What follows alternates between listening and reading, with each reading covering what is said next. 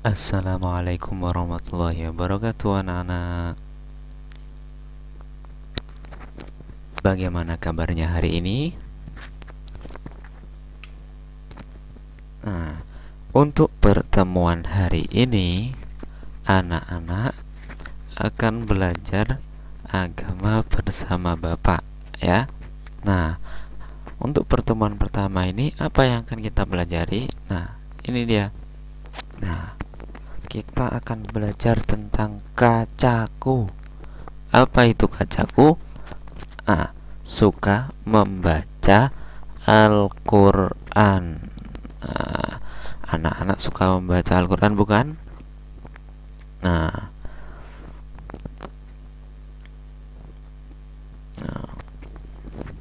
karena orang yang membaca Al-Quran akan ditolong oleh Al-Quran tersebut ketika hari kiamat.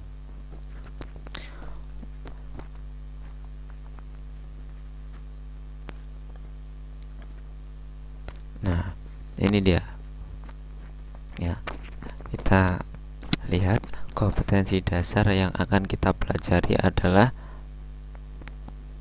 nah ini kompetensi dasar yang akan kita pelajari adalah memahami makna Quran surat Al-Kafirun. Apa yang ada di dalam surat Al-Kafirun? Kemudian tujuan dari pembelajaran ini adalah anak-anak dapat memahami makna Quran surat Al-Kafirun dengan benar.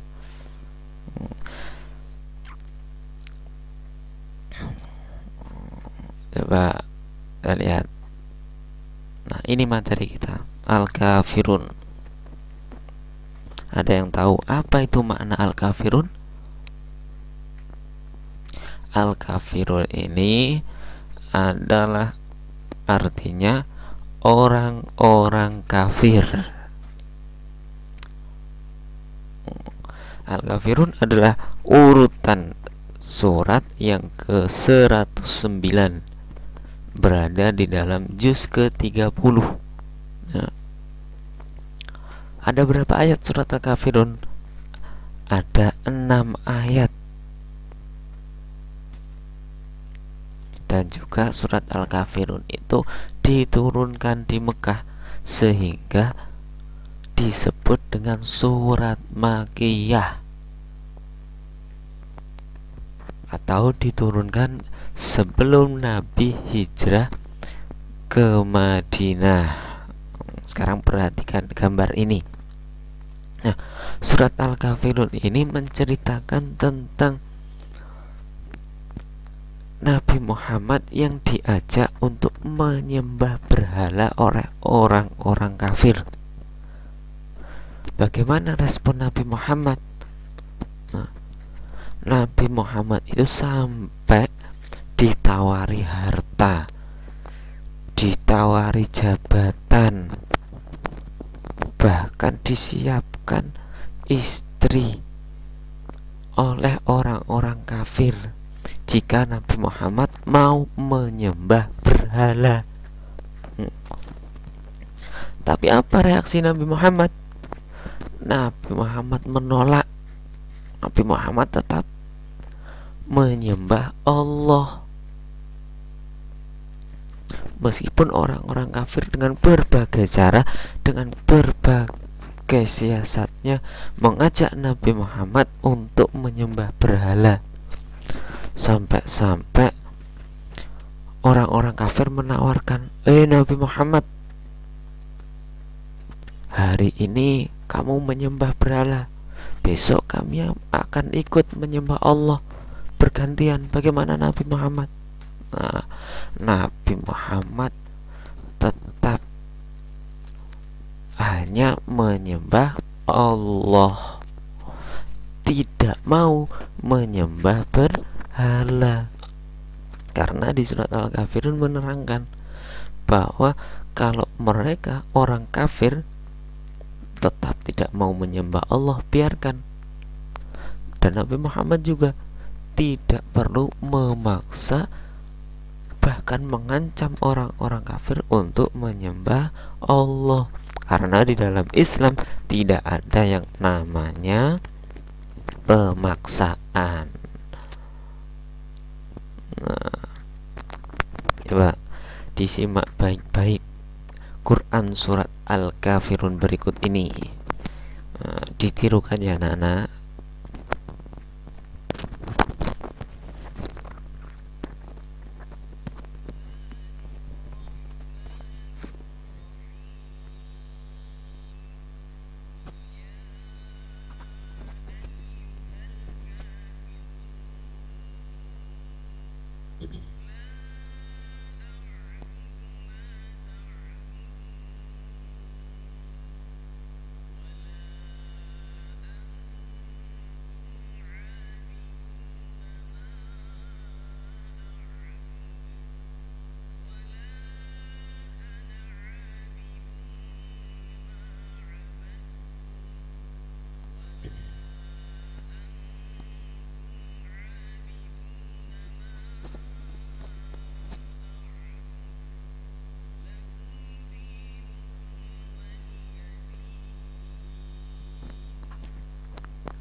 Bagaimana anak-anak? Kalian sudah hafal surat Al-Kafirun belum? Surat ini sering kita baca karena ini termasuk di dalam surat-surat yang pendek.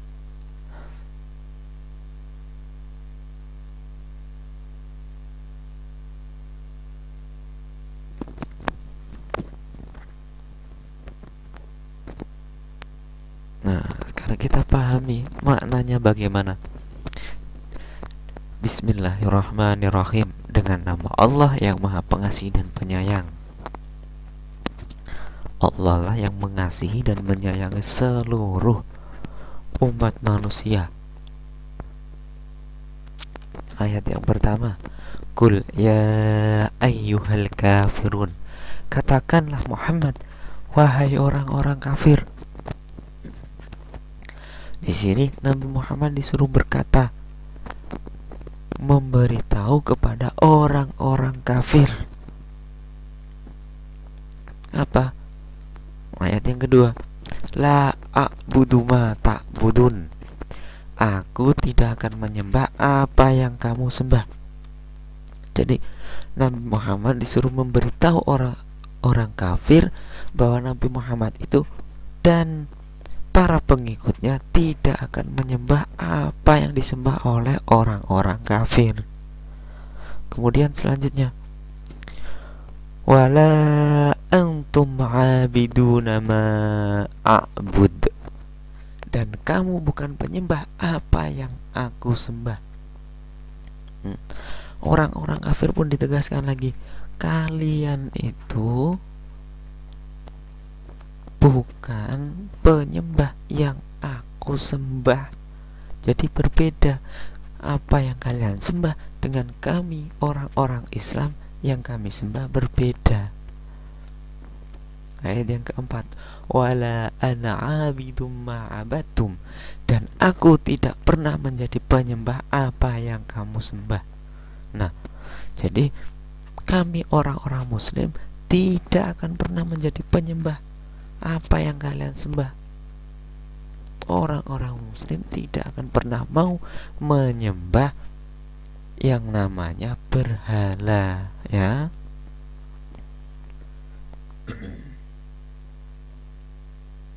Yang kelima, wala antum a'biduna ma a'bud.